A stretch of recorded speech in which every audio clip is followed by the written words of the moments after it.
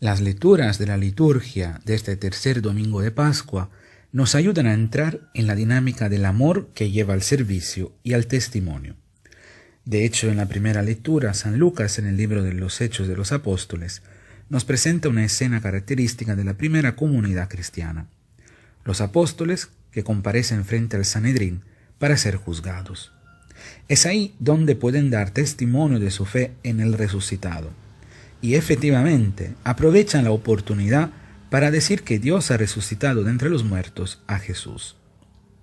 Los apóstoles habían recibido la orden del Sanedrín de no hablar de Jesús, pero la respuesta de ellos es un ejemplo para todos nosotros. Hay que obedecer a Dios antes que a los hombres.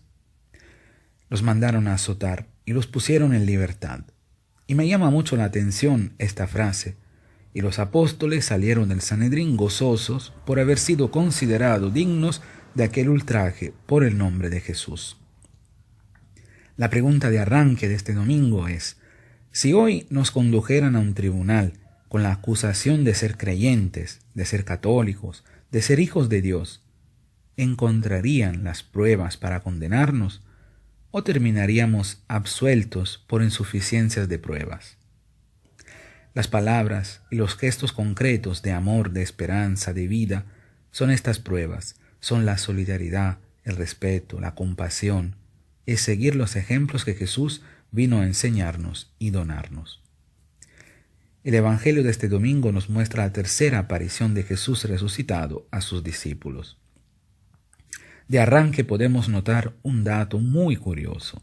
El domingo pasado leíamos y comentábamos el capítulo 20 de Juan, cuando Jesús enviaba con la fuerza del Espíritu Santo a sus discípulos, volviéndolos discípulos misioneros. Ahora este domingo estamos en el capítulo 21 de Juan, y parece que este envío ha sido solo teórico. Sí, porque si observamos bien la escena, Pedro y los demás discípulos se van a pescar. Antes de encontrar a Jesús, eran pescadores. Han sido enviados en misión, como hemos visto, pero ahora vuelven a ser pescadores, como si no tuvieran la hermosa misión de anunciar las maravillas de Dios, como si no hubiesen sido testigos del resucitado.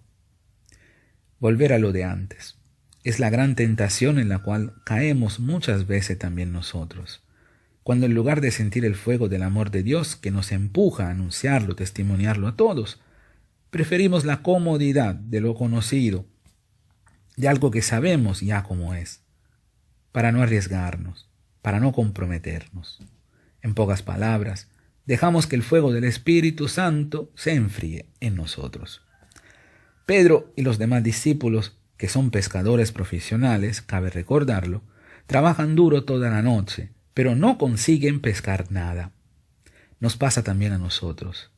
Nos esmeramos, lo damos todo, sudamos la camiseta, como se dice, pero no conseguimos lograr nuestros objetivos. Y obviamente, como Pedro y los demás discípulos, sentimos el cansancio y la decepción. Al amanecer, Jesús se presenta a ellos en la orilla, pero los discípulos no sabían que era Jesús. Me gusta esta connotación cronológica que nos da el evangelista: al amanecer. Jesús es la luz en medio de nuestras tinieblas, en medio de nuestros errores, en medio de nuestras oscuridades. Aparece la luz que es Jesús resucitado. Y estando en la orilla, les pregunta si tienen algo para comer. Se preocupa por ellos. Y después les da un consejo: echar las redes a la derecha. Ellos lo hicieron y consiguieron pescar una tal cantidad de peces que casi se rompen las redes. Eran 153 grandes peces, nos dice el evangelista Juan. En aquel entonces, las naciones conocidas eran 153. Como para decir, en la red de Cristo, todas las naciones tienen que estar dentro.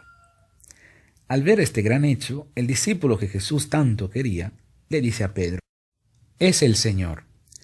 No creo que este discípulo, el discípulo amado, logra reconocer a Jesús por la pesca milagrosa. Creo más bien que lo reconoce porque solo quien se siente amado y ama es capaz de ver con los ojos del corazón.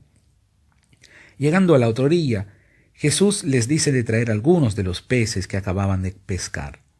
Y es curiosa la escena, porque el evangelista presenta a Jesús en la orilla, con unas brasas y encima pan y pescado. Ya tenía suficiente comida para él, pero pide la colaboración de sus discípulos y empieza a prepararles el desayuno, el amor que se vuelve servicio. El resucitado no ha perdido la costumbre de servicio. En realidad, las buenas costumbres nunca se pierden. Y cuando todo está listo les dice, vengan a comer. Después de comer se dirige a Pedro, lo llama por su nombre, Simón, hijos de Juan, porque siempre resucitado busca con cada uno de nosotros una relación personal. El evangelista juega con dos verbos griegos, agapao y fileo. Agapao es el verbo que nos habla del amor de Dios, el amor totalmente gratuito y desinteresado, que no espera nada a cambio, que no pide reciprocidad, que tiene en el amor su recompensa. Fileo, en cambio, es el verbo de amistad. Jesús le dice a Pedro por 2 veces, ¿me amas?, utilizando el verbo agapao. Pedro le contesta por 2 veces que él bien sabe que lo quiere, utilizando el verbo fileo. Es como en las parejas. ¿Qué pasaría si él le dice a ella, te amo? Y ella le contesta, te quiero mucho. Pedro contesta con el verbo fileo. No puede llegar a amar a Jesús con el mismo amor con el cual Jesús lo ama. ¿Y entonces qué hace Jesús? Baja al mismo nivel que Pedro. En la tercera pregunta utiliza el verbo fileo. Bien sabe Jesús que Pedro no es capaz de llegar al mismo amor que él. Entonces le pide si lo quiere. Pedro, dice el Evangelio, se entristeció que por 3ª vez Jesús le preguntó eso. Pero yo creo que se entristeció más porque entendió la locura de este amor de Jesús. Pedro no era capaz de amar a Jesús como él quería. Pero Jesús no le reprocha nada. Nunca lo ha hecho, nunca lo hará. Ni siquiera le ha echado en cara a Jesús que lo había negado 3 veces. El amor de Jesús es tan grande y tan infinito que no podemos comprenderlo. El amor de Jesús podemos solo acogerlo en nuestros corazones y en nuestras vidas. Podemos también nosotros volvernos discípulos misioneros, porque somos pecadores perdonados, amados y amados y enviados. Este evangelio termina con lo que Jesús le dice a Pedro y en él a cada uno de nosotros. Sígueme. Me gusta pensar que a cada uno de nosotros Jesús hoy nos diga sígueme para poder caminar en este amor, para poder ser personas nuevas, para poder ser personas resucitadas que resucitan a los que más lo necesitan.